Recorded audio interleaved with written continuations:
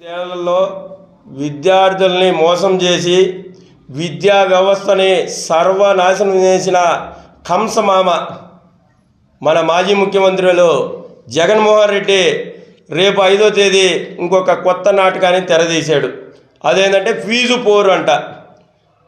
గతంలో 2019 నుంచి 2024 వరకు ఇంటర్ విద్యార్థులకైతేనేమి, డిగ్రీ విద్యార్థులకైతేనేమి, విద్యార్థులందరికీ రావాల్సిన ఫీజు రియంబర్స్మెంట్, ఫీజు బకాయిలు ఏవైతే ఉన్నాయో 4,271 కోట్లు ఆపేసి వాళ్ళని వంచి అంతకుముందు ఉండే ఫీజు రియంబర్స్మెంటు పథకాన్ని ఎత్తేసి ఈయనేదో కొత్త పథకాలు తెచ్చినట్టు జగనన్న విద్యా దీవెన, జగనన్న వసతి దీవెన అవన్నా సరిగ్గా ఇచ్చావా అంటే ఇచ్చిన సాకలాలేవు. అరాపొరగా నువ్వు ఇచ్చి ఈరోజు విద్యార్థులను రెచ్చగొడుతూ నువ్వు ఆ కార్యక్రమానికి పిలుపునిచ్చావు. మేము ఒక్కటే చెప్తున్నాం, అది విద్యార్థులకు గురించి చేసే కార్యక్రమం కాదు, నీ రాజకీయ పార్టీ కోసం చేసుకున్న నువ్వు కార్యక్రమం. విద్యార్థులు ఎవ్వరూ ఆందోళన చెందాల్సిన అవసరం లేదు. మన నాయకుడు నారా లోకేష్ గారు విద్యాశాఖ మంత్రిగా ఉన్నారు. విద్యార్థుల కష్టాలన్నీ ఆయనకు తెలుసు. గతంలో యువగలం పాదయాత్రలో ఇచ్చిన హామీలకు ఒక్కొక్కటి నెరవేరుస్తూ ముఖ్యంగా జూనియర్ కళాశాలలో ప్రభుత్వ జూనియర్ కళాశాలలో విద్యార్థులకు మధ్యాహ్న భోజనం పథకాన్ని ప్రవేశపెట్టాడు.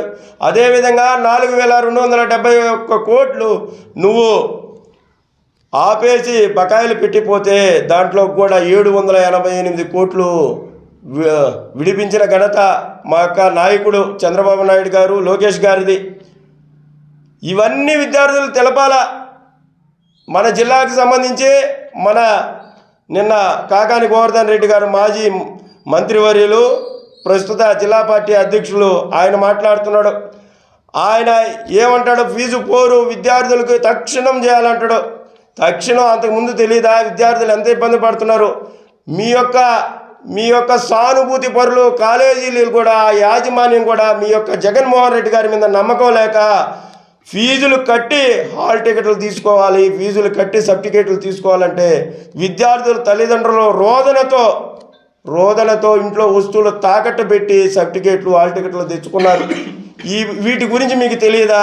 ముఖ్యంగా ఈరోజు చంద్రశేఖర్ రెడ్డి గారిని అడుగుతా ఉన్నా, నీ కాలేజీ కృష్ణ చైతన్య కాలేజీలో ఎంతమందికి నువ్వు హాల్ టికెట్లు ఆపావు? ఎంతమందికి ఈరోజు కూడా సర్టిఫికేట్లు ఆపున్నావు? మీరా మాట్లాడేది?